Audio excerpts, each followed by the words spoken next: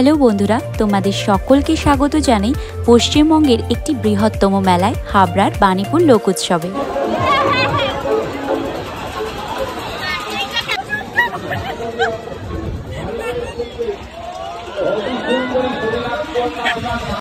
এই মেলায় রয়েছে নানান রকমের টেস্টি খাবার দাবার, যেগুলো দেখলে জিভে জল চলে আসবে।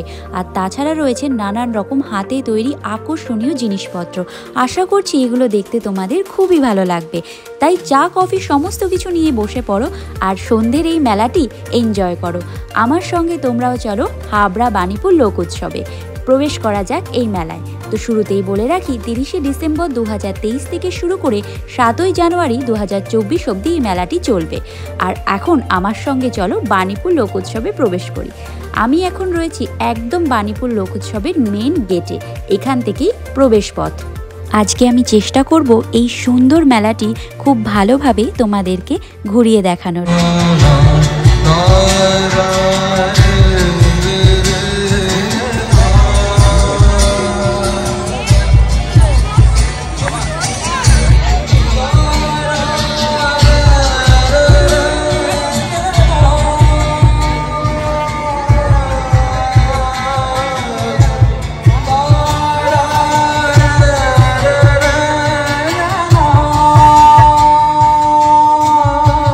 মেলায় ঢুকে শুরুতেই চলে এসেছি এই চায়ের দোকানটিতে।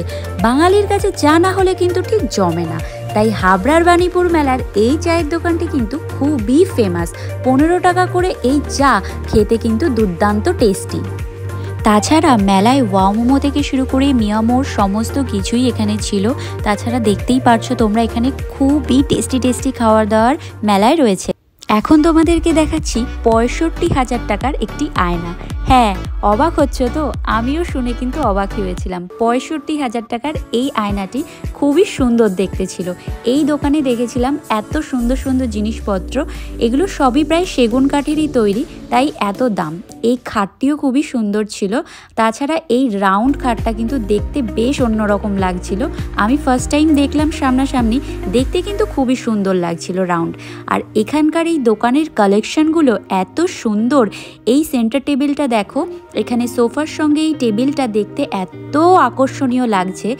কেউ যদি ঘর সাজানোর জন্য বা ঘরে স্পেশাল ডেকোরেশনের জন্য কিছু নিতে চাও, তাহলে অবশ্যই এই মেলার দোকানটিতে চলে আসতে পারো। দারুণ জিনিসপত্র কিন্তু এখানে রয়েছে। এই সোফা সেটগুলো প্লাস এই যে চেয়ারটা দেখো, এত সুন্দর হাতের কারুকার্য, একদম নিখুঁত ডিজাইন করে এগুলোকে বানানো হয়েছে। খুবই সুন্দর দেখতে সবগুলোই, এক একটা থেকে এক একটা কিন্তু দারুণ লাগছে দেখতে। এরকম একটা জিনিসও যদি ঘরে থাকে, তাহলে ঘরের সেই কোণাটা কিন্তু খুবই আকর্ষণীয় হয়ে উঠবে। আমার এগুলো দেখতে খুবই ভালো লাগছিল, তাই ভাবলাম তোমাদের সঙ্গেও শেয়ার করি। যদি তোমরা কেউ নিতে চাও, তাহলে এখান থেকে এসে নিতে পারো। আর এখানকার দোকানের যে লোকেশনটা, সেটাও আমি তোমাদেরকে বলে দেবো। এখানকার এই ডিনার টেবিলটাও দেখতে কিন্তু দারুণ লাগছিল, বেশ অন্য রকম এখানকার সমস্ত কালেকশনগুলো। আর এখানে যত রকম কালেকশন ছিল মোটামুটি সবই আমি তোমাদেরকে দেখিয়ে দিলাম। তো চলো এবার তোমাদেরকে এই দোকানের নাম সহ লোকেশনটা একবার জানিয়ে দিই। দোকানের নাম রয়েছে সাহারানপুর হ্যান্ডিক্রাফট বাজার। আর এই দোকানটি রয়েছে মধ্যমগ্রাম ব্যারাকপুরের মাঝখানে কিংস্টোন কলেজের ঠিক পাশেই। তো তোমরা চাইলে এই দোকানটিও ভিজিট করতে পারো, করে সেখান থেকেও জিনিসপত্র নিতে পারো। এরপর চলে এসেছি মেলার মধ্যে এই শাড়ির কাউন্টারটিতে। খুবই সুন্দর শাড়ি ওনারা দেখাচ্ছিলেন, দারুণ কালেকশন ওনাদের কাছে ছিল। তাছাড়া এখানে ওনারা চুড়িদারও কিন্তু বিক্রি করছিলেন। চুড়িদারের বিভিন্ন কালেকশন রয়েছে, যেমন এই চুড়িদারটি 650 টাকা ছিল দাম, প্যান্ট আর কুর্তি, এটা একটি সেট ছিল। এরপরে এই কাউন্টারটিতে এসে আমার মন কিন্তু একদম ভরে গেছে। আমি মা দুর্গার এই মূর্তিটি নিয়েছিলাম, তারই সঙ্গে রাধাকৃষ্ণের এইগুলো দেখতে এত সুন্দর লাগছিল, একদম আর্টিস্টিক একটা ব্যাপার ছিল। তারপরে চলে গেছিলাম একটি ব্যাগের দোকানে, সেখানে নানান রকমের বিভিন্ন ডিজাইনের ব্যাগগুলো দেখলাম। 150 টাকা থেকে শুরু করে নানান রকম দামের এবং নানান রকমের ডিজাইনের ব্যাগ এখানে ছিল। প্রত্যেকটি দেখতে খুবই ভালো লাগছিল। তো তোমরা কেউ ব্যাগ কিনতে চাইলে মেলার মধ্যে এই দোকানটি একবার অবশ্যই ঘুরে দেখতে পারো।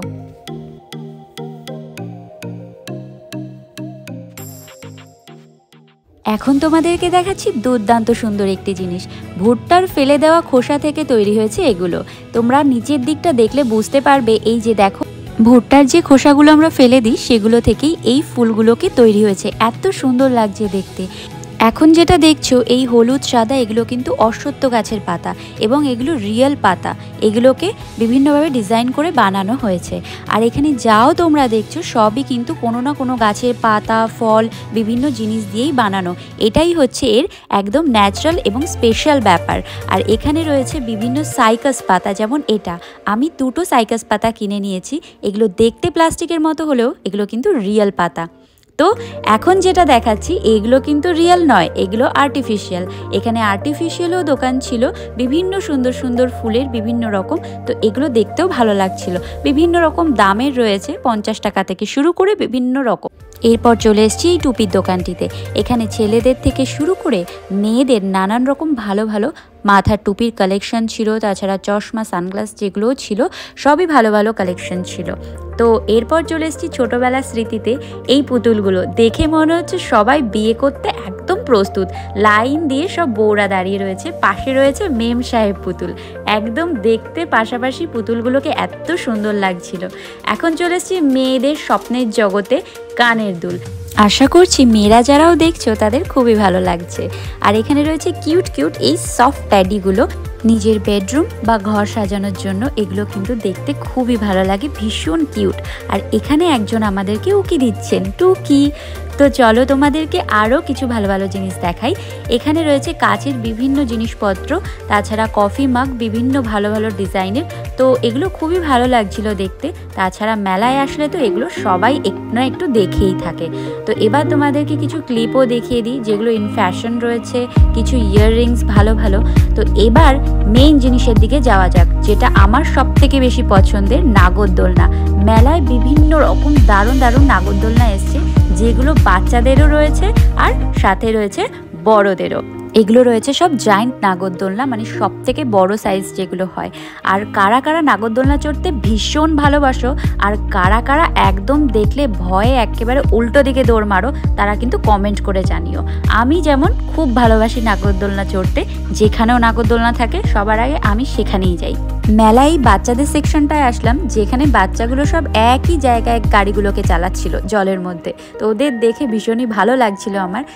আর বড়দের জন্য তো ছিল খুবই দারুণ দারুণ নাগরদোলনা। আর এখন আমি নিজে যাচ্ছি চড়তে। এটা হলো আমার কাছে ভীষণ এক্সাইটমেন্টের একটা জিনিস, যেটা করতে আমি সব সময় প্রায় সময় মেলায় এসেই থাকি। মেলায় আসা মানে নাগরদোলনায় তো উঠতেই হবে। 70 টাকা করে নিয়েছে, দারুণ এনজয় করেছি।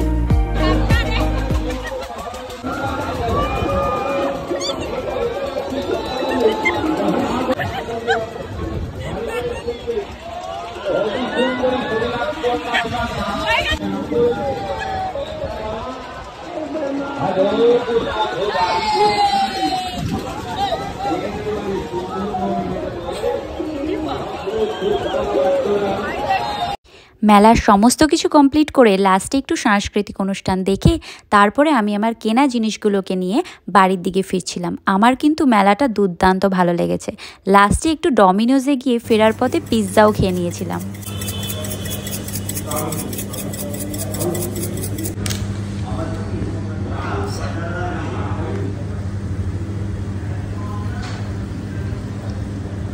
তো পিৎজা খেতে খেতে এটাই বলবো সবশেষে, তোমাদের ভিডিওটা কেমন লাগলো অবশ্যই কমেন্ট করে জানিও। আর যদি ভালো লাগে তাহলে চ্যানেলটিকে সাবস্ক্রাইব করে অবশ্যই শেয়ার করে দিও ভিডিওটি। Thank you so much for watching.